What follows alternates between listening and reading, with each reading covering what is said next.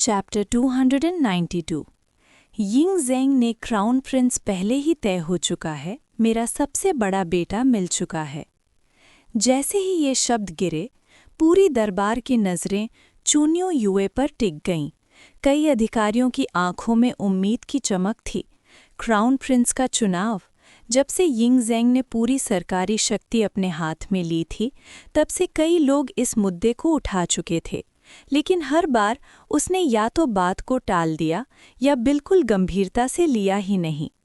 अब साम्राज्य एक हो चुका था, पर क्राउन प्रिंस का पद अभी भी खाली था। एक देश के लिए ये एक बहुत बड़ी बात थी। योर मैजेस्टी, चूनियो युए आगे बढ़ा और बोला, पहले जब साम्राज्य एक नहीं हुआ था, जब बाहरी खतरे मौजूद थे, तब क्राउन प्रिंस का निर्णय टालना समझने लायक था। लेकिन अब जब दुनिया शांत हो चुकी है, तब राज्य के पास एक निर्धारित उत्तराधिकारी होना ही चाहिए। सिर्फ तभी ग्रेट कीन की नींव मजबूत होगी और साम्राज्य फलेगा फूलेगा। क्राउन प्रिंस का गठन राष्ट्र की बुनियाद को सुरक्षित करने के लिए अत्यंत आवश्यक है। सिर्फ इसी तरह ग्रेट कीन पीढ़ी दर पीढ़ी चलता रहेगा।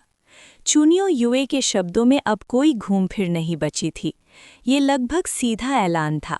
वो फूसू को क्राउन प्रिंस बनाना चाह रहा था। इस पल चूनियो युए की बात उठाते ही सभी मंत्रियों की नज़र यिंग ज़ेंग पर जा टिकी। हन पी और ली सी जैसे लोग, जो ज़ांग टाई पैलेस के खुले परीक्षण में शामिल हो चुके थे, काफ़ी शांत थे।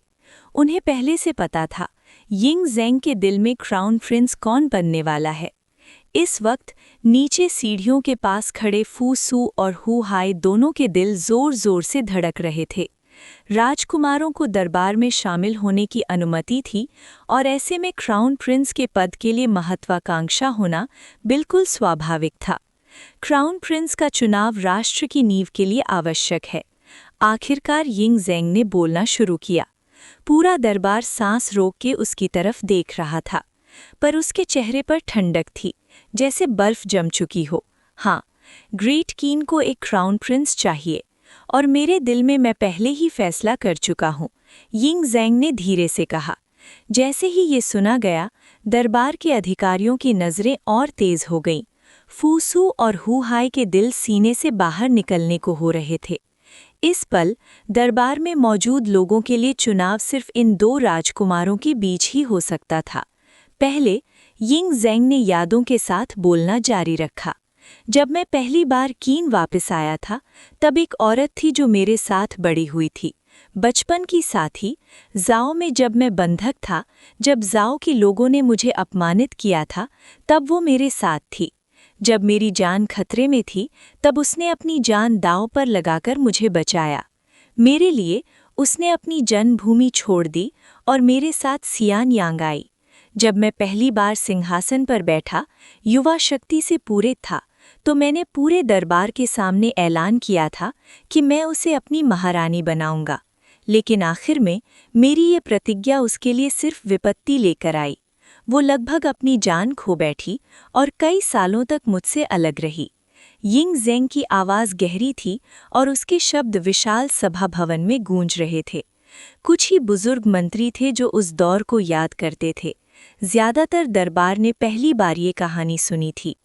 अफांग, क्या वो वही थी? दरबार के बीच झाओ फेंग के दिमाग में इतिहास और कथाएं घूमने लगीं। अफांग, अफांग पैलेस। साम्राज्य एक होने के बाद कीन शी हुआंग ने दुनिया का सबसे भव्य महल बनवाने का आदेश दिया था, अफांग पैलेस। शायद उस नाम का असली मतलब सिर्फ वही जानता था। तो यिंग ज़ेंग के जीवन में ऐसी कहानी भी थी, जो उसके साथ दुख में साथ थी, पर उसकी शान कभी न देख सकी, जो उसकी वजह से लगभग मर ही गई। लेकिन अब ये बात क्यों कही जा रही है? क्या इसके पीछे कोई गहरा अर्थ है? इसीलिए शायद उन्होंने कभी महारानी घोषित नहीं की। शायद उनके दिल में वही एकमात्र पत्नी थी। हरम की बाकी महिलाएं शायद उनके लिए कुछ भी नहीं थीं। दरबार में फुसफुसाहट फैल गई। फिर किसी ने धीरे से कहा, पर क्राउन प्रिंस? ये फूसू तो नहीं होगा? इसी पल यिंग ज़ेंग ने दोबारा बोलना शुरू किया। जैसे ही उसके शब्द गिरे, फूसू का चेहरा फीका पड़ गया। उसने जबरदस्ती एक कड़वी मुस्कान संभाली। जो मंत्री फूसू का समर्थन कर रहे थे, उनका खून जैसे जम गया। चूनियो युए का चेहरा गुस्से और हताशा से टेढ़ा हो गया। योर मैजेस्टी, वो खुद को रोक नहीं पाया। सभी राजकुमारों में क्या प्रिंस फूसू से ज्यादा योग्य कोई और है इस पद के लिए? ये चुन्हू यूएस सच में बिल्कुल दिमाग से पैदल है। फर्स्ट एम्परर पर भी सवाल उठाने की हिम्मत कैसे कर सकता है? पर हिस्ट्री में तो आखिरकार फूसू ही क्राउन प्रिंस बना था ना, उसी को गद्दी मिलनी थी। फिर अब सब कुछ इतना अलग क्यों हो रहा है? क्या फूसू के पास बिल्कुल भी मौका नहीं बचा? ये तो फूसू और उसके सारे समर्थकों के लिए जबरदस्त झटका होगा। अगर फूसू नहीं बना तो हुहाई तो जरूर फूला नहीं समा रहा होगा। लेकिन क्या फर्स्ट एम्परर सच में हुहाई को चुनेंगे? वो तो किसी भी एंगल से काबिल नहीं लगता। जो भी हो, चिन डायनेस्टी का अंत तो दूसरी पीढ़ी में ही होना है। चिन अर्शी का खिताब तो बच ही नहीं सकता। बस मैं अपना मौका आने का इंतजार करूंगा और भविष्य में अपना खुद का साम्राज्य खड़ा करूंगा। ज़ाओ फेंग बाहर से बिल्कुल शांत लग रहा था, लेकिन उसके दिल के अंदर विचारों का तूफान चल रहा था। जैसे ही ज़ाओ फेंग ने अंदाज़ा लगाया था, जैसे ही इंग ज़ेंग ने ये संकेत दिया कि फूसू क्राउन प्रिंस नहीं बनेगा, हुहाई की सांसें तेज हो गईं। उसका दिल जोर-जोर से धड़कने लगा। अगर फूसू क्राउन प्रिंस नहीं बना, तो इसका मतलब फादर मुझे चुनेंगे? क्या मैं क्राउन प्रिंस बनने वाला हूँ? हुहाई के मन में उम्मीद और उत्साह का सैलाब आ गया। लेकिन यिंग ज़ेंग के बिल्कुल पास खड़े ज़ाओ गाओ ने हुहाई के चेहरे पर छुपी हुई खुशी को तुरंत देख लिया। उसने दिल ही दिल में एक गहरी सांस ली। क्राउन प्रिंस का फैसला तो बहुत पहले ही हो चुका है, बस अभी तक किसी को पता नहीं। कौन सोच सकता था कि आज का स्टेट गार्ड भविष्य का क्राउन प्रिंस ऑफ चिन बनेगा। चिन के अगले 2 शासक दोनों ही बहुत शक्तिशाली होंगे। अब कुछ बदलने वाला नहीं। अगर मुझे पैलेस में अपनी पोजीशन बचानी है, तो मुझे नए क्राउन प्रिंस के साथ संबंध मजबूत करने होंगे। ज़ाओ गाओ के लिए एक बहुत बड़ा मोड़ था। वो सिर्फ एक नपुंसक था। हाँ, उसके सपने और एम्बिशंस थे। पहले वो सोचता था कि हुहाई को सपोर्ट करेगा, क्योंकि हुहाई को कंट्रोल करना आसान होता। लेकिन अब सब कुछ बदल चुका था। हुहाई का खेल खत्म हो चुका था, और जब तक फर्स्ट एम्परर जिंदा है, जो भी क्राउन प्रिंस होगा वो एक ऐसा शक्तिशाली शासक होगा जिसे ज़ाओ गाओ जैसे लोग कभी कंट्रोल नहीं कर सकते। हिस्ट्री का वो बदनाम वाकया, हिरन को घोड़ा कहना, इस चिन डायनेस्टी में कभी होने वाला नहीं था। तभी यिंग ज़ेंग के अगले शब्दों ने हुहाई के सारे सपने चूर-चूर कर दिए। हुहाई भी क्राउन प्रिंस नहीं बनेगा। जैसे ही ये शब्द गिरे, जो हुहाई कुछ पल पहले खुशी से भरा हुआ था, वो तुरंत जम सा गया। उसके चेहरे का रंग उड़ गया। हुहाई को सपोर्ट करने वाले मंत्री, जो अभी-अभी सपनों में डूब रहे थे, उन पर जैसे पहाड़ गिर गया। एक पल में भविष्य के ख्वाब और अगले ही पल सब कुछ टूट गया। अब दरबार के आधे से ज्यादा मंत्रियों की नज़र यिंग ज़ेंग पर जम चुकी थी। आंखों में उलझन और संदेह भरा हुआ था। अगर ना फूसू ना हुहाई, तो फिर कौन? मैं तुम सबको बता देता हूँ, यिंग ज़ेंग ने गंभीर स्वर में कहा। जो औरत मेरे साथ कभी दुख झेल चुकी थी, वो लौट आई है। उसने मुझे एक बेटा दिया है। उम्र के हिसाब से वो मेरे सभी पुत्रों में सबसे बड़ा है। राजकुमार के रूप में वो सबसे आगे है। पद के रूप में मैं जल्द ही आफांग को महारानी का दर्जा दूंगा। वो चिन की महारानी होगी। उसका बेटा मेरा वैध सबसे बड़ा पुत्र होगा। वही चिन का क्राउन प्रिंस होगा। यिंग ज़ेंग की आवाज़ पूरे दरबार में गूंज उठी। इस एक घोषणा के साथ फैसला सील हो गया। अब सब समझ गए, फर्स्ट एम्परर का चुनाव हो चुका है। योर मैजेस्टी, अचानक एक आवाज़ उठी। यदि अतीत की लेडी शिया सच में लौट आई हैं और उन्होंने पुत्र को जन्म दिया है, तो उसका नाम कभी भी राजवंश के रिकॉर्ड में दर्ज नहीं हुआ। उसे कभी रॉयल जेड टोकन भी नहीं मिला। वो आम लोगों के बीच बड़ा हुआ। ऐसे में उसके रक्त संबंध को कैसे प्रमाणित किया जा सकता है? पहली बार हमेशा शांत रहने वाले imperial clan minister Ying she आगे बढ़ा और जोर से बोला। इस बार उसके पास पीछे हटने का कोई रास्ता नहीं था। जब यिंग ज़ेंग ने पहली बार सिंहासन संभाला था, तब राजवंश का बहुत दबदबा था। पर जैसे ही उनकी शक्ति छीन ली गई, सब कुछ बदल गया। यिंग ज़ेंग ने धीरे धीरे राजवंश को किनारे लगाकर बाहरी प्रतिभाओं पर भरोसा करना शुरू किया। और सबसे बड़ी बात, शिया दोंगर के खिलाफ साजिश में राजवंश भी शामिल था। अगर आज शिया दोंगर महारानी बन गई और उसका बेटा क्राउन प्रिंस बना, तो यिंग शी जानता था उसका अंजाम भयानक होगा। इसीलिए उसने राजवंश के खून की पवित्रता का बहाना बनाकर सीधा फर्स्ट एम्परर को चुनौती दी। यिंग ज़ेंग का चेहरा ठंडा पड़ गया। तुम कहना चाहते हो कि मैं अपने ही बेटे को नहीं पहचान सकता? उसकी आवाज़ बर्फ जैसी थी। मैं ऐसी गुस्ताखी करने की हिम्मत नहीं कर सकता, यिंग शी तुरंत बोला। पर यह राजवंश के खून का मामला है, इससे सबसे गंभीरता से देखा जाना चाहिए। आ फांग सच में मौजूद थीं और उन्होंने चिन शिवा हुआंग के पुत्र को जन्म दिया। सब कुछ बदल चुका है मेरी वजह से। फूसू क्राउन प्रिंस नहीं है। हु हाय कभी चिन अर्शी नहीं बनेगा। भविष्य का चिन अर्शी आ फांग का बेटा होगा। ये इतना बड़ा बदलाव है। यिंग ज़ेंग के बोलने के तरीके से साफ है वो अपने बेटे को पहले ही ढूंढ चुका है, और जिसे वो इतनी अहमियत दे रहा है वो ज़रूर सख्त सुरक्षा में होगा। आखिरकार वो भविष्य का क्राउन प्रिंस है, कोई लापरवाही मुमकिन नहीं। ज़ाओ फेंग चुपचाप ये सब देख रहा था। एक महान नाटक चल रहा था, और जब तक बात उससे सीधा नहीं छूटी, वो सिर्फ दर्शक बना रहना चाहता था। मेरा फैसला कोई नहीं बदल सकता, यिंग ज़ेंग ने स्पष्ट शब्दों में कहा। माउंट ताई पर फेंगशान संस्कार पूरा होने के बाद मैं स्वर्ग और धरती के सामने उसकी पहचान घोषित करूंगा। आ फांग को महारानी घोषित किया जाएगा और क्राउन प्रिंस की स्थापना होगी। उसकी आवाज में कोई गुंजाइश नहीं थी। साम्राज्य एक हो चुका था। अब यिंग ज़ेंग को विरोध की परवाह नहीं थी। चाहे मंत्री कुछ भी बोलें, फैसला बदलने वाला नहीं था। आ फांग महारानी बनेगी, फेंग क्राउन प्रिंस बनेगा। इस दिन का इंतजार यिंग ज़ेंग ने बहुत सालों से किया था। अब वो जवान चिन राजा नहीं रहा था जो शक्ति के लिए संघर्ष कर रहा था। अब वो था संपूर्ण दुनिया का शासक। क्या फर्स्ट एम्परर पुरखों की परवाह नहीं करते? अपनी जान बचाने के लिए यिंग शी ने आखिरी दाव खेला। मैं इस दुनिया पर राज करता हूँ, यिंग ज़ेंग ने घोषणा की। पुरखों के सामने मैं खुद जवाब दूंगा। तुम्हें हद पार करने का अधिकार नहीं। पीछे हटो। उसने हाथ उठाकर बिना किसी शिष्टाचार के उसे डिसमिस कर दिया। चिन राजवंश के खून की पवित्रता ही इस साम्राज्य की नींव है।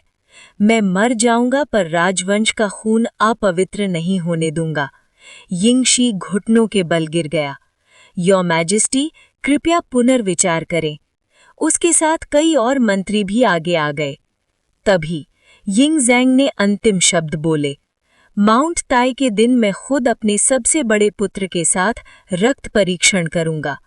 दरबार समाप्त। उसकी नज़र सब पर पड़ी और उसने हाथ हवा में घुमा दिया। वो बिल्कुल भी चिंतित नहीं था।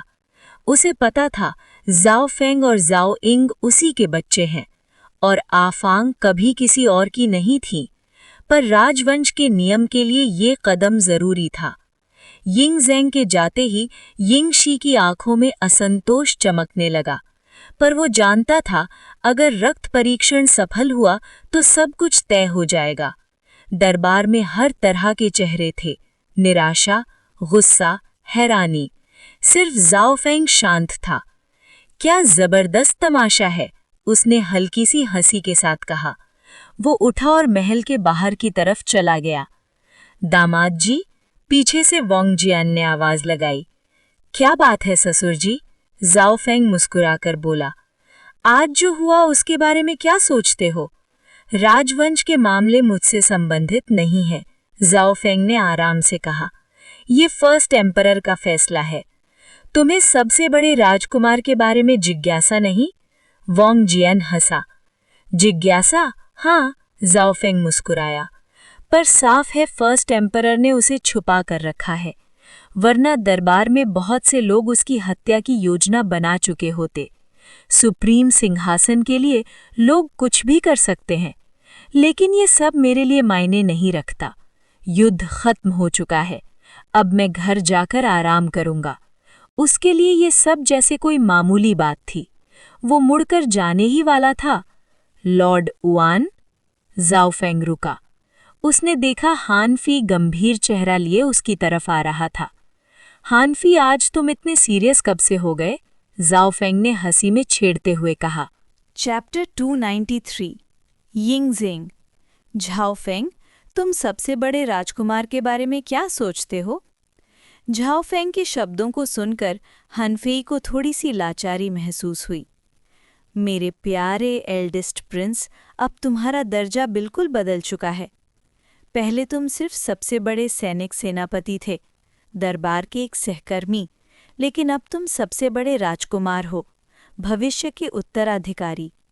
आने वाले समय में मैं तुम्हारा प्रजा बन जाऊंगा। मैं तुमसे पहले जैसा व्यवहार कैसे कर सकता हूँ? हनफेई ने दिल ही दिल में एक गहरी सांस ली। सोचकर उसे खुद पर हंसी आ गई।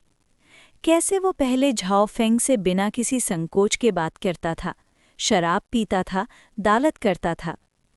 लॉर्ड उआन ने एक और देश को चिन के लिए जीत लिया है। ये एक महान उपलब्धि है। स्वाभाविक है कि मुझे अपना सम्मान दिखाना पड़ेगा। हनफेई का बदला हुआ अंदाज देखकर झाओ फेंग ने उसे ऊपर से नीचे तक देखा, फिर बोला, तुम सच में हनफेई ही हो? पहले जब मैं लौटता था तुम जिद करके शराब और दावत करवाते थे, अब तो बिल्कुल ही बदल गए हो। ये क्या है? क्या अब मुझे अपना ऊपर का अधिकारी समझने लगे हो? ये सुनकर पास ही खड़े लीसी हंस पड़े। लॉर्ड उआन मजाक कर रहे हैं, लीसी ने कहा। अब ये साम्राज्य का दरबार है, प्राइम मिनिस्टर हन को मर्यादा तो रखनी ही पड़ेगी। ओ, झाओ फेंग ने भौहें उठा ली। अब जब साम्राज्य एक हो चुका है तो क्या तुम्हें डर है कि लोग प्राइम मिनिस्टर और सबसे बड़े सेनापति पर सांठ-गांठ का आरोप लगा देंगे? हनफेई का चेहरा थोड़ा बदला। इस पहलू पर उसने सच में सोचा ही नहीं था। हनफेई ने आह भरी। लॉर्ड उआन, आने वाले दिनों में दरबार बिल्कुल सरल नहीं रहेगा। अभी-अभी हिज मैजेस्टी ने एल्डेस्ट प्रिंस के लौटने की घोषणा की है और उसे क्राउन प्रिंस बनाना चाहते हैं। इस बारे में लॉर्ड उआन का कोई विचार नहीं है? हनफेई ने मुस्कुराते हुए पूछा। क्या विचार हो सकता है? झाओ फेंग ने हंसी में कहा। बस देखते रहो। क्या तुम्हें लगता है कि ये एल्डेस्ट प्रिंस मेरे लिए कोई खतरा बनेगा? उसके चेहरे पर जरा भी चिंता नहीं थी। हाँ, उसके मन में थोड़ी जिज्ञासा जरूर थी। ये एल्डेस्ट प्रिंस आखिर है कौन, जिसका नाम कभी इतिहास में दर्ज ही नहीं हुआ? लगता है लॉर्ड उआन ने कभी एल्डेस्ट प्रिंस को देखा ही नहीं। हनफेई ने आधी मुस्कान के साथ कहा। क्या तुमने देखा है? झाओ फेंग ने तुरंत पूछ लिया। नहीं, हनफेई ने सिर हिला दिया, लेकिन दिल ही दिल में वो सोच रहा था, मैं तो इसे अनेक बार देख चुका हूँ, पर कौन सोच सकता था कि मशहूर लॉर्ड उआन ही ग्रेट प्रिंस का एल्डेस्ट प्रिंस निकलेगा। तो फिर बात ही क्या कर रहे हो? झाओ फेंग ने हंसी में कहा। जब हिज मैजेस्टी उसे सामने लाएंगे तब सब पता चल जाएगा। अभी उसे सामने लाना मतलब उसे निशाना बना देना। झाओ फेंग के शब्द बिल्कुल बेपरवाह थे। इसी पल, लॉर्ड उआन, विजय के साथ आपका स्वागत है। बधाई हो लॉर्ड उआन। फेंग कुजी और फेंग जे धीरे धीरे आगे बढ़े। झाओ फेंग थोड़ा चौंक गया। ये तो अजीब है। फेंग परिवार के ये दोनों भाई पहले सिर्फ फॉर्मल सलाम करते थे, आज खुद चलकर बात करने आ गए। दरबार में अपने ससुर और हनफेई के अलावा झाओ फेंग के करीबी ज्यादा लोग नहीं थे। आप दोनों बहुत दयालु हैं, झाओ फेंग ने हाथ जोड़कर मुस्कुराते हुए कहा। हमने सुना है कि लॉर्ड उआन की बहन का रिश्ता जस्टिस मिनिस्टर के पुत्र से तय हो गया है। क्या हमें भी शादी की दावत में शामिल होने का सौभाग्य मिलेगा? फेंगकू जी ने हंसी के साथ पूछा। हा, अभी तारीख तय नहीं हुई है, पर अगर आप दोनों को दावत देने का अवसर मिला तो ये मेरे लिए भी गर्व की बात होगी। तारीख तय होते ही मैं खुद निमंत्रण भेजूंगा। झाओ फेंग ने गर्मजोशी से जवाब दिया। उसने फेंग भाइयों की दिखाई गई नीयत को स्वीकार कर लिया। उसे नहीं पता था कि उनका रवैया अचानक क्यों बदला, लेकिन जब तक वो वांग वान जैसे शत्रु नहीं बनते वो शांत ही रहेंगे, और अगर वांग वान जैसे निकले तो वो भी बिना झिझक कुचलने से पीछे नहीं हटेगा। लॉर्ड उआन के शब्द याद रखे जाएंगे, फेंगकू जी ने कहा। शादी के दिन हम अवश्य उपस्थित होंगे। जरूर, झाओ फेंग मुस्कुराया। विजय के साथ दरबार में लौटे झाओ फेंग ने अपनी उपलब्धियों का दिखावा नहीं किया था, पर अधिकांश मंत्री समझ गए थे कि यिंग ज़ेंग का उस पर विश्वास अभी भी उतना ही मजबूत है। कुछ ही देर में कई दरबारी उसके आसपास जमा हो गए, बधाई देने लगे। जैसे जैसे ये खबर फैली कि उसकी बहन का विवाह ली यू से तय हो गया है, कई अधिकारी बिना शर्म के दावत के लिए निमंत्रण मांगने आ गए। झाओ फेंग ने सबको बड़ी आसानी से संभाल लिया, लेकिन सब मंत्री खुश नहीं थे। लगभग आधा दरबार बेचैन और असंतुष्ट था। यिंग ज़ेंग की घोषणा उनके लिए बिजली गिरने जैसी थी। दरबार की सीढ़ियों के नीचे फूसू और हु हाई अब भी खड़े थे, बिल्कुल स्थिर। चेहरे पर गहरी उदासी थी। भाई, हु हाई ने धीरे से कहा, सोचो, हम दोनों ने एक दूसरे के खिलाफ इतनी योजनाएं बनाई, पर सब कुछ बेकार निकल गया। कौन सोच सकता था कि तुम्हारे ऊपर भी एक और बड़ा भाई मौजूद होगा? ये तो बिल्कुल ही हंसी का विषय है। हु हाई की आंखों में गुस्सा, जलन और नफरत भर आई। अगर ये चीज़ हमारे लिए लिखी ही नहीं थी तो कभी हमारी थी ही नहीं।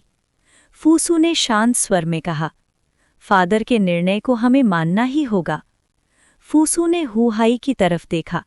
उसके दिल में निराशा थी, लेकिन साथ ही एक अजीब सा हल्कापन भी महसूस हो रहा था, जैसे बरसों से कंधों पर रखा बोझ अचानक उतर गया हो। हमेशा से फूसू को वांग वान और उसके गुट का समर्थन मिला था। उन्होंने उसे चिन का भविष्य क्राउन प्रिंस बनाना चाहा। इस वजह से फूसू पर बहुत भारी जिम्मेदारी थी, अपनी माँ के कुल के लिए, अपने भविष्य के लिए और उन सब लोगों के लिए जो उसे आगे बढ़ा रहे थे। फूसू ने हमेशा पूरी कोशिश की। वो अपनी क्षमता से, अपने कर्मों से उस पद के योग्य बनने की पूरी कोशिश कर रहा था। अब सब कुछ खत्म हो चुका था। आखिरकार सच यही था, फूसू कभी भी पूरी तरह से अपने पिता के प्रिय नहीं बन पाया। क्या तुम्हें जरा भी अफसोस नहीं हो रहा? हु हाई ने दांत पीसते हुए फूसू की तरफ देखा। अफसोस हो या ना हो, इससे क्या फर्क पड़ता है? फूसू ने शांत स्वर में जवाब दिया। कौन फादर के फैसले को बदल सकता है? फिर थोड़ी देर रुककर उसने धीरे से कहा, वैसे भी मैं हमेशा दूसरों के द्वारा आगे ढकेला गया हूँ। मेरे कंधों पर बहुत ज्यादा बोझ था। अब आखिरकार मैं थोड़ा सा सांस ले सकता हूँ। इसलिए 18वें भाई, फूसू ने हु हाई की तरफ देखा, तुम भी इस बात को अपने मन पर ज्यादा बोझ मत बनाओ। आखिर में फादर ने इस पद का फैसला बहुत पहले ही कर लिया था। फूसू के चेहरे पर हल्की सी मुस्कान थी, बिल्कुल निश्चिंत, बिल्कुल शांत। इतना कहकर उसने हु हाई के अंधेरे और बिगड़े हुए चेहरे की तरफ और देखा भी नहीं। वो सीधा दरबार के बाहर की तरफ चल पड़ा। आज जब पहली बार उसने राजमहल के दरवाजे के बाहर कदम रखा तो उसे लगा जैसे उसके पांव हवा में तैर रहे हों। बोझ चला गया था। उसे देखते हुए जाते हुए फिर जाओ फेंग को देखा, जिसके इर्द गिर्द लोग तारीफों की बारिश कर रहे थे। वेजुआंग की आंखों में जलन और अस्वीकार चमक उठा, लेकिन वो भी रुका नहीं। वो पलट गया और चल दिया। सुन्यू युए ने तुरंत उसका पीछा किया। फूसू, तुम क्राउन प्रिंस का पद छोड़ सकते हो, लेकिन मैं नहीं, हु हाई ने दांत भींचकर कहा। मैं इतने सालों से इस गद्दी के लिए लड़ता आ रहा हूँ, मैं इसे ऐसे ही नहीं छोड़ सकता। मैं उस सो कॉल्ड एल्डेस्ट प्रिंस को ढूंढकर मार डालूंगा। हुहाई की आंखों में कत्ल की चमक थी। राजमहल के एक सुनसान हिस्से में वेजुआंग की गाड़ी के अंदर वेजुआंग और सुन्यू युए आमने सामने बैठे थे। अब क्या करें? सुन्यू युए ने गुस्से और कसक के साथ कहा, फूसू क्राउन प्रिंस का मौका खो चुका है। हमारे इतने सालों का समर्थन सब बेकार हो गया। अचानक एक ऐसा एल्डेस्ट प्रिंस सामने आ जाना जिसका नाम कभी सुना तक नहीं गया, ये बहुत अजीब है। कौन सोच सकता था कि शिया डोंगियर अभी तक जिंदा है और उसने किन के राजा के लिए एक बेटा भी पैदा किया। यिंगशी, वो सच में एक मूर्ख है। अगर उसने तब कदम उठाया था तो काम पूरा क्यों नहीं किया? उस औरत को जिंदा छोड़कर उसने हमारी सारी सालों की योजना बर्बाद कर दी।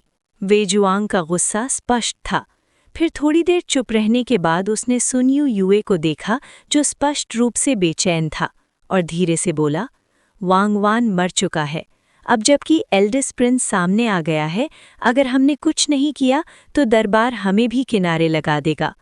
तुम फूसू के सहारे कन्फ्यूजनिज्म को दोबारा जीवित करना चाहते हो, लेकिन अगर फूसू क्राउन प्रिंस नहीं बना, अगर वो भविष्य का किन राजा नहीं बना, तो ये सब सिर्फ हवाबाजी बनकर रह जाएगा। वेजुआंग ने गहरी सांस ली। मैं समझ रहा हूँ तुम क्या कहना चाहते हो, पर अब हम कर क्या सकते हैं? वेजुआंग की आंखें अचानक तेज हो गईं।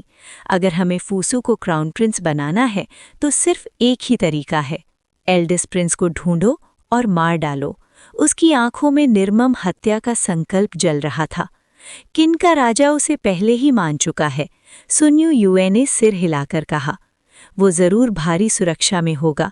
राजा के बोलने के अंदाज से लगता है उसे वो काफी समय से जानता था, बस छुपा कर रखा था। अगर राजा उसे बचाना चाहे तो कौन उसे नुकसान पहुंचा सकता है? वेजुआंग ने खंडी हंसी हंसी। हमें पहले लोग भेजने होंगे, कोई सुराग ढूंढना होगा। अगर अभी नहीं मिला तो उस दिन का इंतजार करेंगे जब उसे ऑफिशियली दरबार में पेश किया जाएगा। उस दिन हम मौका पकड़ेंगे।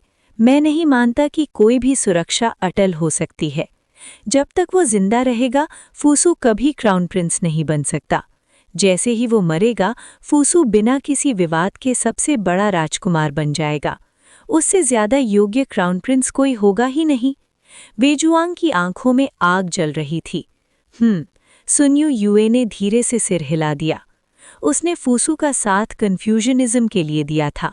दरबार में कन्फ्यूजन विद्वान थे, लेकिन उनके पास शक्ति नहीं थी, सिर्फ रस्म रिवाजों तक सीमित थे। ये उस सपने से बहुत दूर था जो सुन्यू युए ने देखा था। वो चाहता था कन्फ्यूजन शिक्षा पूरे देश में फैल जाए। वही कन्फ्यूजनिज्म का सच्चा उदय होता। लेकिन अब अगर फूसू क्राउन प्रिंस नहीं बना, अगर वो भविष्य का किन राजा नहीं बना, तो ये सब सिर्फ हवाबाजी बनकर रह जाएगा। दरबार के अंदर मंत्री धीरे धीरे छिटकने लगे। इस महानाटक का पहला अध्याय समाप्त हो चुका था, पर असली खून खराबी अभी बाकी थी। आखिरकार जाओ फेंग ने सारे बधाई देने वालों से निपट लिया। मैं तो खुद को नीचा दिखाने की कोशिश कर रहा था, उसने दिल ही दिल में मुस्कुराते हुए सोचा। फिर भी इतने लोग मुझसे चिपक कर रहना चाहते हैं। राजा की कृपा बेशक महान है, उसकी नज़र जाते हुए मंत्रियों पर पड़ी, लेकिन चिन शी हुआंग सिर्फ एक ही है। जाओ फेंग ने मन ही मन एक गहरी सांस ली। इन पूरे चिन के दरबार में तुम जितना चमकता है उतना कोई नहीं, वांग जियन ने हंसते हुए कहा, इसलिए आदत डाल लो। और रही बात तुम्हारी बाई युए भेजे जाने की दरख्वास्त की, उसे भूल जाओ। फर्स्ट एम्परर कभी मंजूरी नहीं देंगे। एक ऐसे सेनापति के रूप में जो पूरे देश की सेना को संभालता है, जाओ फेंग ने बेचैनी से कहा, सियान यांग में रहना मुझे कुछ ज्यादा ही शक्तिशाली बना देता है। क्या तुम्हें लगता है फर्स्ट एम्परर तुम्हें बर्दाश्त नहीं कर पाएंगे? वांग जियन ने मुस्कुराते हुए पूछा। फर्स्ट एम्परर तो कर लेंगे, लेकिन उनके बाद आने वाले शासकों का क्या? ससुर जी, मैं अभी 30 साल का भी नहीं हूँ। मेरे सामने अभी बहुत साल पड़े हैं। हर भविष्य का शासक फर्स्ट एम्परर जैसा सहनशील नहीं होगा। मुझे आगे की योजना बनानी होगी। कम से कम अपने परिवार की सुरक्षा तो सुनिश्चित करनी ही पड़ेगी। इस बार जाओ फेंग का लहजा बिल्कुल गंभीर था। ये बातें वो सिर्फ वांग जियन से ही कह सकता था। बाहरी लोगों के सामने वो कभी इतनी खुली बात नहीं करता। उसे डर नहीं था, लेकिन बेकार का झंझट मोल लेने का कोई शौक भी नहीं था। तुम्हें लगता है एल्डेस्ट प्रिंस इतना असहनशील होगा कि तुम्हारी मौजूदगी तक बर्दाश्त नहीं कर पाएगा? मैंने उसे कभी देखा ही नहीं, जाओ फेंग ने सिर हिला दिया। कौन जाने उसका मिजाज कैसा हो। वैसे भी मैं कभी अपनी किस्मत किसी और के हाथ में नहीं देता। तो अगर एल्डेस्ट प्रिंस तुमसे बहुत अच्छा व्यवहार करे तो? वांग जियन ने हंसी में पूछा। तो फिर देखते जाएंगे, जाओ फेंग ने लपेट कर जवाब दिया और बात आगे बढ़ाने में कोई दिलचस्पी नहीं दिखाई। चिन शी हुआंग के अलावा जाओ फेंग का इरादा किसी भी उत्तराधिकारी के लिए वफादारी दिखाने का नहीं था। उसके पास जो शक्ति थी उस पर उसे पूरा गर्व था। वो अपनी मार्शल कलाएं किसी गैर को सौंपने वाला नहीं था और ना ही कभी खुशी खुशी उन्हें किसी और के हवाले करेगा। सब कुछ हमेशा उसी के हाथ में रहना चाहिए। तभी लॉर्ड उआन, हिज मैजेस्टी आपको बुला रहे हैं। हॉल के बाहर जाओ गाओ संभले हुए कदमों से आया और गहरी झुककर सलाम किया। जैसे मैंने सोचा था, जाओ फेंग के चेहरे पर हल्की सी लाचारी आ गई। हर बार जब वो दरबार में वापस आता, चिन शी हुआंग उसे ज़रूर बुला लेते। इस वजह से उसका घर लौटना हमेशा लेट हो जाता। इस बार उसने सोचा था कि शायद बुलावा नहीं आएगा, पर वो गलत था। जाओ गाओ तो पहले से ही बाहर इंतज़ार कर रहा था। ससुर जी फिर मिलेंगे, जाओ फेंग ने हाथ जोड़कर कहा और जाओ गाओ के साथ जांग ताई पैलेस की तरफ चल पड़ा।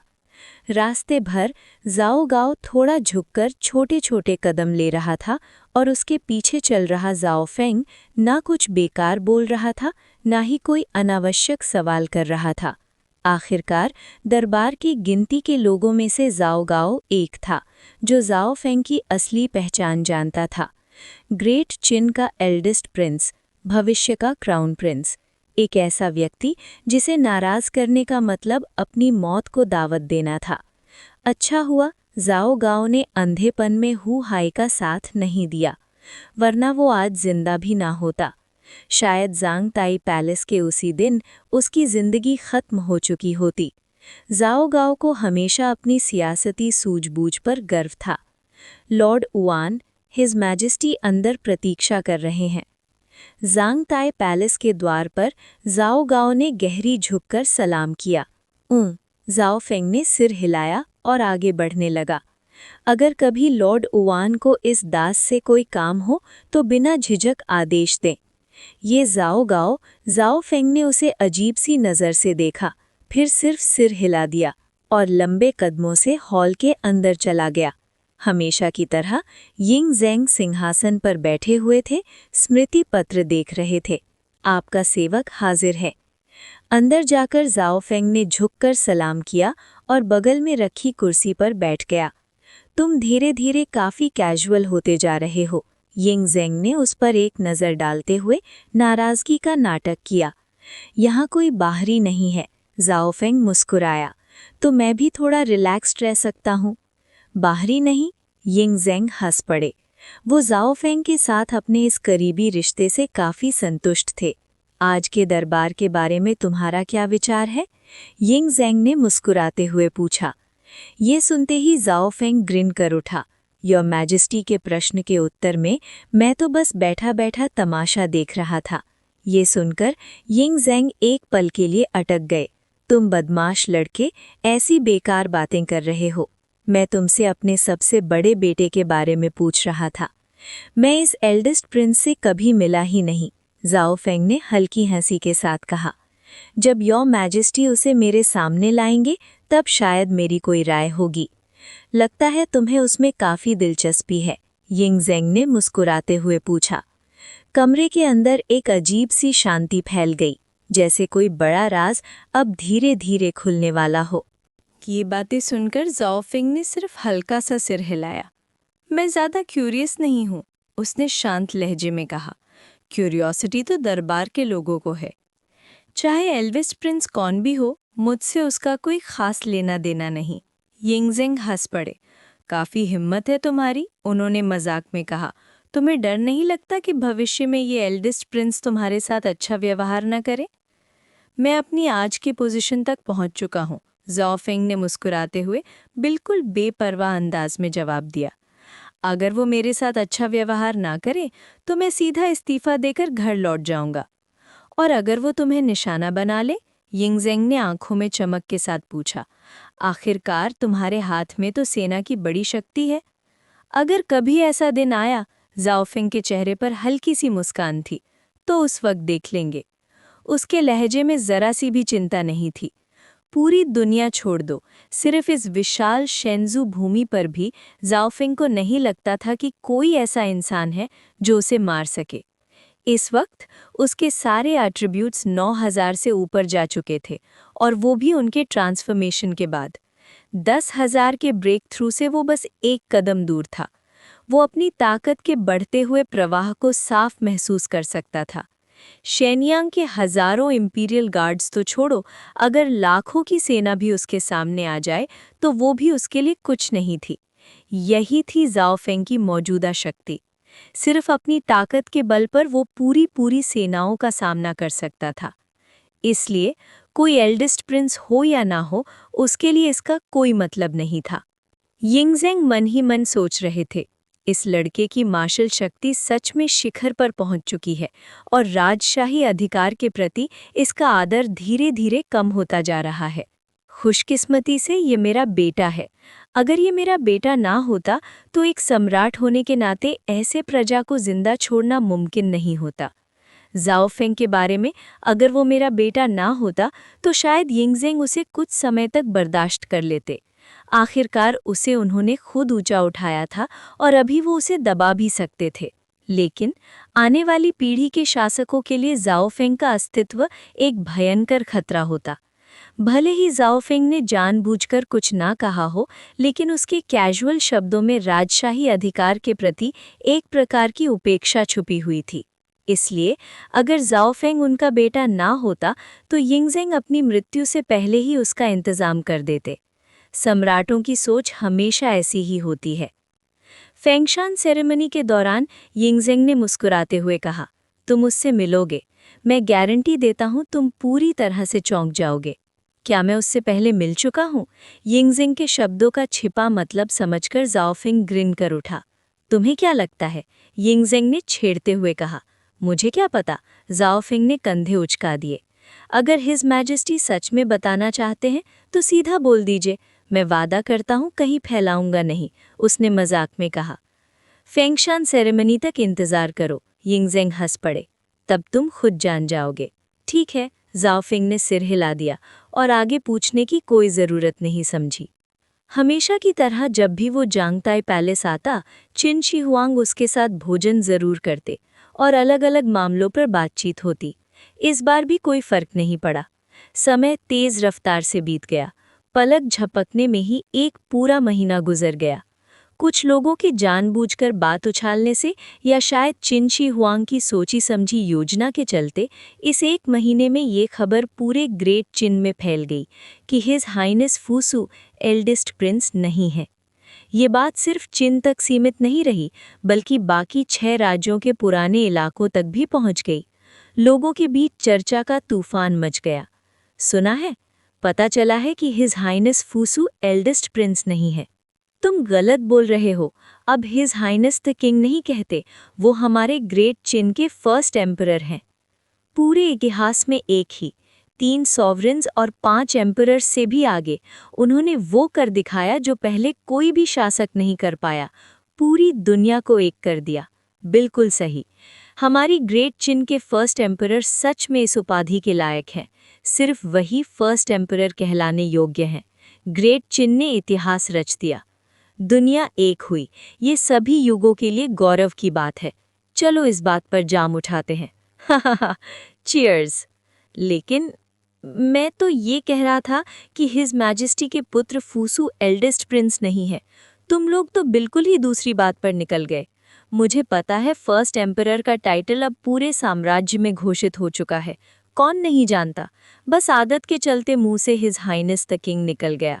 वैसे एल्डेस्ट प्रिंस वाली बात सच में दूर दूर तक फैल चुकी है। किसने सोचा था कि इतने सालों तक हम फूसू को एल्डेस्ट प्रिंस समझते रहे और अब पता चला कि वो तो दूसरे पुत्र हैं। और मैंने सुना है कि असली एल्डेस्ट प्रिंस का वादा हिज मैजेस्टी ने पहले ही जाओ राज्य में कर दिया था। अगर कुछ मंत्रियों ने बीच में दखल ना दिया होता तो शायद उसकी माँ कब की हमारी ग्रेट चिन की महारानी होती। बाजारों, सरायों और गलियों में ये चर्चा आग की तरह फैल रही थी और इसी चर्चा के बीच एक ऐसा राज छिपा था जो पूरे साम्राज्य को हिला देने वाला था। जब फर्स्ट एम्परर झाओ राज्य में थे उन्होंने बहुत कष्ट झेले, लेकिन आज सबका बदला पूरा हो चुका है। झाओ स्टेट मिट चुका है और पूरी दुनिया अब किन की है, बस इतना ही काफी है। सच में फर्स्ट एम्परर और महारानी, इन दोनों ने इन सालों में न जाने कितनी मुश्किलें सही होंगी। बिल्कुल, बस ये सोचने वाली बात है कि आखिर ये एल्डेस्ट प्रिंस कौन है जिसे फर्स्ट एम्परर इतनी अहमियत दे रहे हैं। फर्स्ट एम्परर कभी सिर्फ खून के रिश्ते पर वारिस तय नहीं करते। हो सकता है ये एल्डेस्ट प्रिंस वाकई कुछ खास हो। हाँ, बिल्कुल हो सकता है। ऐसी बातें लोगों के बीच रुकने का नाम ही नहीं ले रही थी। हर जगह सिर्फ एक ही चर्चा थी, फर्स्ट एम्परर के एल्डेस्ट सन की पहचान। अफसाहें दूर से दूर तक फैल रही थी। Zhao residence. घर में सारे लोग एक साथ भोजन कर रहे थे। पहले इस घर में सिर्फ झाओ फेंग, उसके भाई बहन और माँ हुआ करती थी, लेकिन अब झाओ फेंग का परिवार काफी बढ़ चुका था। उसके बच्चों की संख्या लगभग 10 के करीब थी, एक पत्नी और 7 कॉन्क्यूबाइंस, और हर कॉन्क्यूबाइन रॉयल स्टेटस की थी। पूरे देश में, यहाँ तक कि स्प्रिंग एंड ऑटम पीरियड से लेकर आज तक, सिर्फ झाओ फेंग को ही ऐसा सम्मान मिला था। माँ, झाओ फेंग ने मुस्कुराते हुए कहा, हिज मैजेस्टी का संदेश आया है। आने वाले दिनों में हम सब माउंट टाई जाएंगे, पूरा परिवार। पतिदेव, वांग्यन ने खुशी से कहा, हिज मैजेस्टी का आप पर पहले से भी ज्यादा अनुग्रह है। पूरे परिवार को ले जाने की अनुमति, ये बहुत बड़ा सम्मान है। बिल्कुल। झाओ फेंग बस हल्का सा मुस्कुरा दिया और ज्यादा कुछ नहीं बोला। इस बार सिर्फ उसका परिवार ही नहीं, बल्कि दरबार के सभी शांकिंग पद पर बैठे मंत्री अपनी पत्नियों और बुजुर्गों के साथ इस महान समारोह को देखने जा सकते थे। और झाओ फेंग के लिए हिज मैजेस्टी का अनुग्रह और भी ज्यादा था। उसे अपनी सभी पत्नियों, कॉन्क्यूबाइंस और बच्चों को साथ ले जाने की अनुमति थी। पतिदेव, वांग्यन ने जिज्ञासा से पूछा, क्या आपने इस नए प्रकट हुए क्राउन प्रिंस को देखा है? हर जगह अफवाहें फैल रही हैं। लोग कह रहे हैं कि वो हिज मैजेस्टी की पहली पत्नी से जन्मा वैध पुत्र है। भविष्य में वही सिंहासन संभालेगा। हमारा परिवार जिस स्थिति में है, हमें इन बातों की चिंता करने की जरूरत नहीं। क्राउन प्रिंस चाहे कोई भी हो, इसका हमसे कोई लेना देना नहीं। लेकिन झाओ फेंग ये नहीं देख पाया कि मेज के सिरहाने बैठी शियाडोंगर के दिल में कितनी जटिल भावनाएं उठ रही थीं। पतिदेव, वुयांग ने हंसकर कहा, सिर्फ क्राउन प्रिंस की ही बात नहीं हो रही, एम्प्रेस की कहानी भी फैल चुकी है। लोग कह रहे हैं कि हिज मैजेस्टी और एम्प्रेस बचपन के साथी थे, लेकिन शक्तिशाली मंत्रियों की साजिशों के कारण दोनों अलग कर दिए गए। बहुत से लोग इस कहानी को सुनकर इमोशनल हो रहे हैं। लोग उन्हें एम्प्रेस कहने लगे हैं?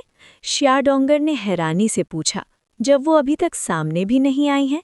क्या कोई विरोध नहीं हो रहा? माँ, झाओ की बेटी ने मुस्कुराते हुए कहा, आप ज्यादा सोच रही हैं। इस पूरी धरती पर हिज मैजेस्टी का अधिकार सर्वोपरि है। उन्होंने एक बार कह दिया तो कौन विरोध करेगा? रॉयल क्लैन, दरबारी मंत्री? अब कोई भी हिज मैजेस्टी के फैसले को नहीं रोक सकता। झाओ फेंग ने भी मुस्कुराकर बात संभाली। फिर भी शियाडोंगर ने धीरे से पूछा, लोगों में विरोध क्यों नहीं है? पिन के मूल निवासी लोगों के लिए हिज मैजेस्टी उनका आसमान है, और बाकी 6 विजित राज्यों के लोगों के लिए वो आसमान जो उनके सिर पर दबकर बैठा है। लोग पसंद करें या विरोध, हिज मैजेस्टी का फैसला बदल नहीं सकता। शियाडोंगर ने धीरे से सिर हिला दिया। माउंट टाई का फेंगशान, झाओ फेंग ने हंसकर कहा, जिंदगी में एक ही बार देखने को मिलता है। हिज मैजेस्टी का फेंगशान अपनी आंखों से देखना ये सच में महान सौभाग्य है, वांग्यन ने श्रद्धा से कहा। जैसे शहरों और बाजारों में, वैसे ही झाओ फेंग के घर में भी क्राउन प्रिंस और एम्प्रेस की चर्चा चल रही थी। आखिरकार ये उस समय की सबसे बड़ी खबर थी। शयन कक्ष।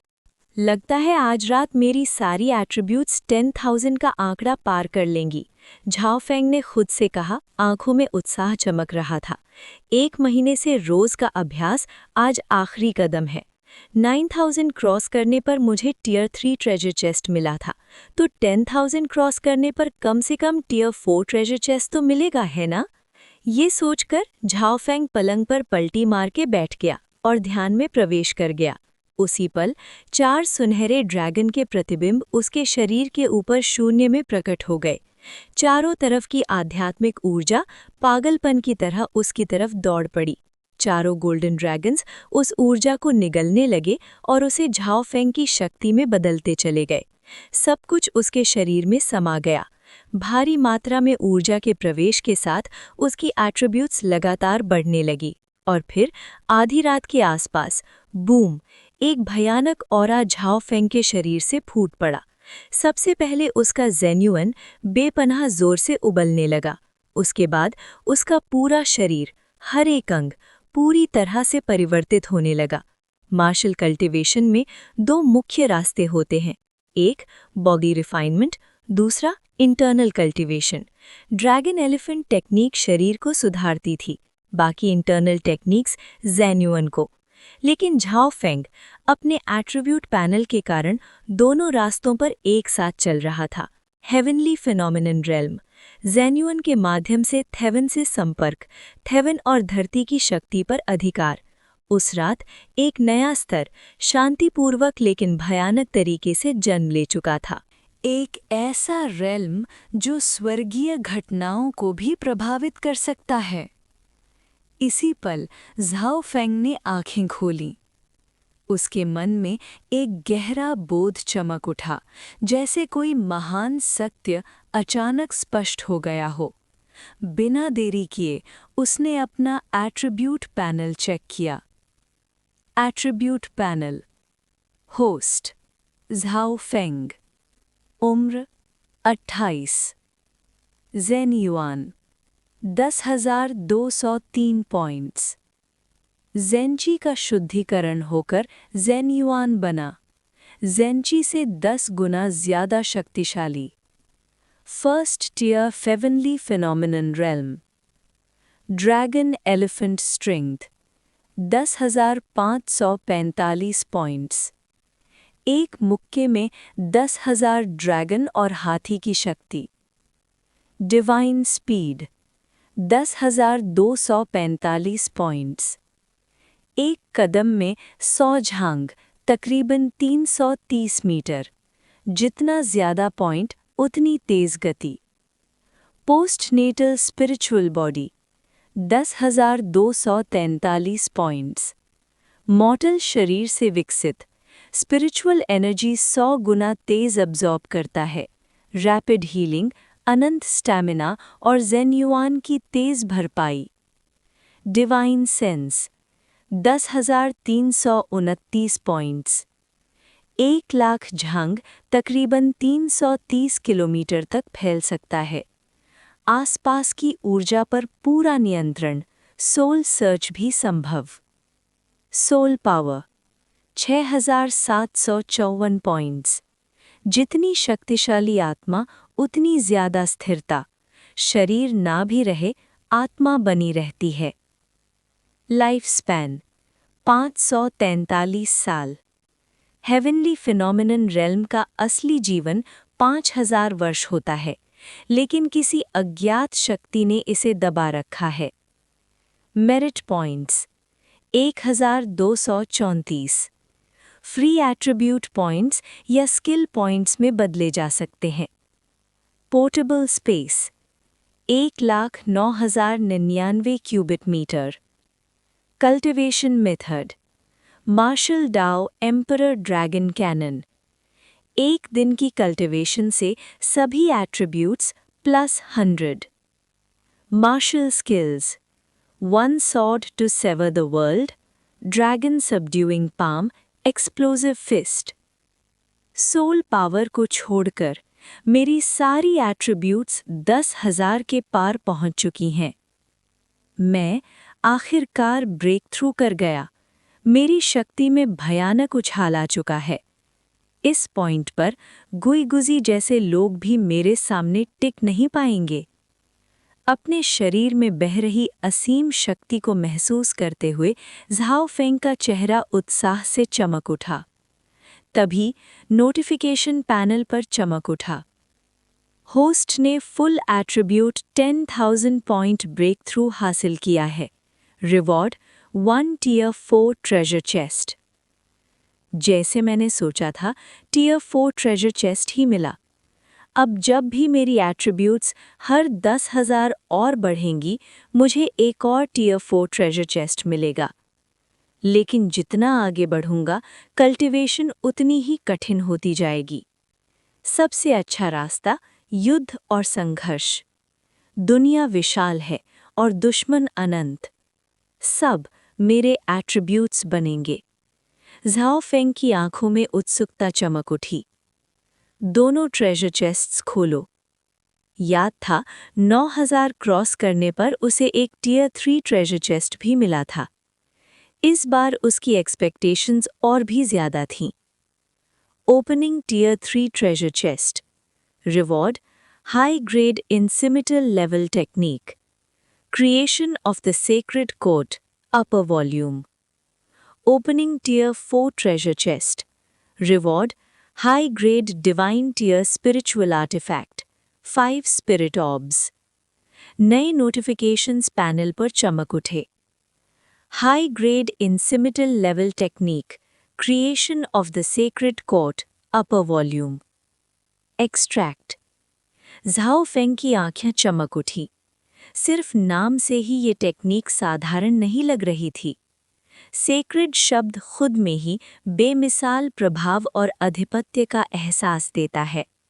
जैसे ही उसने टेक्निक एक्सट्रैक्ट की, गहरा और विशाल ज्ञान तूफान की तरह उसके मन में उमड़ पड़ा।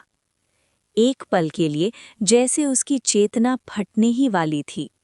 झाओ फेंग पूरी तरह इस टेक्निक के रहस्यों में डूब गया। काफी समय बाद उसने आंखें खोलीं। उसके चेहरे पर ऐसा आनंद था जिसे शब्दों में बयान करना मुश्किल था। Martial dao emperor dragon cannon मेरी मूल कल्टीवेशन टेक्निक है। इस पर राष्ट्रीय भाग्य की शक्ति का असर है, लेकिन मैं आज तक उस शक्ति का पूरा उपयोग नहीं कर पाया। अगर कर पाता तो मेरी डेली ग्रोथ सिर्फ 100 पॉइंट्स तक सीमित नहीं रहती। लेकिन ये creation of the sacred God अलग है। ये सच में डेस्टिनी को कंडेंस करती है और एक साम्राज्य का भाग्य गढ़ती है। ये तो मानवता के मार्ग को भी जागृत कर सकती है, सभी जीवों का रास्ता। ये स्वर्ग के नियमों का अनुकरण नहीं करती, बल्कि मानव का रास्ता खुद बनाती है। अगर मैं इस रास्ते पर चल सकूं, तो भविष्य में मेरे पास एक और विकल्प होगा, मानवता के डाओ एंसेस्टर बनने का। ये सोचकर ही झाओ फेंग का दिल जोर से धड़क उठा। इस टेक्निक के अपर वॉल्यूम ने उसे डेस्टिनी की असली शक्ति और उसे सही तरीके से इस्तेमाल करने का ज्ञान दे दिया था। एक ऐसी टेक्निक जो डेस्टिनी को कंडेंस करती है और एक इंपीरियल डायनेस्टी का भाग्य रचती है। सीधी बात, ये टेक्निक पूरी दुनिया में एकमात्र थी। आज तक किसी ने डेस्टिनी को इस तरीके से कभी कंडेंस नहीं किया था। साम्राज्य का भाग्य, मानवता के मार्ग का पुनरुत्थान, सब कुछ इसमें समाहित था। एक टियर 3 ट्रेजर चेस्ट से ऐसी टेक्निक मिलना, झाओ फेंग समझ गया ये उसकी बेमिसाल किस्मत का परिणाम था। और अगर वो इस टेक्निक के जरिए इंपीरियल डेस्टिनी को सही से विकसित कर पाया, तो शायद वो उस रहस्यमयी शक्ति को भी चुनौती दे सकता है जो उसकी आयु को दबा रही थी।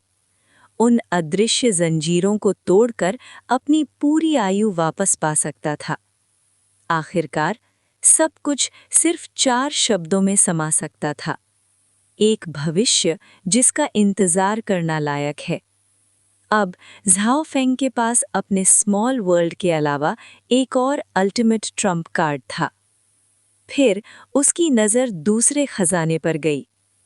High grade divine tier artifact, power का 6th टियर। ये सालों में मिला मेरा सबसे शक्तिशाली खजाना है। बिना किसी हिचकिचाहट के उसने आर्टिफैक्ट एक्टिवेट किया। अगले ही पल 5 चमकते हुए ऑब्स उसके सामने प्रकट हुए। हर ऑब अलग-अलग तत्वों के रंग से जगमगा रहा था।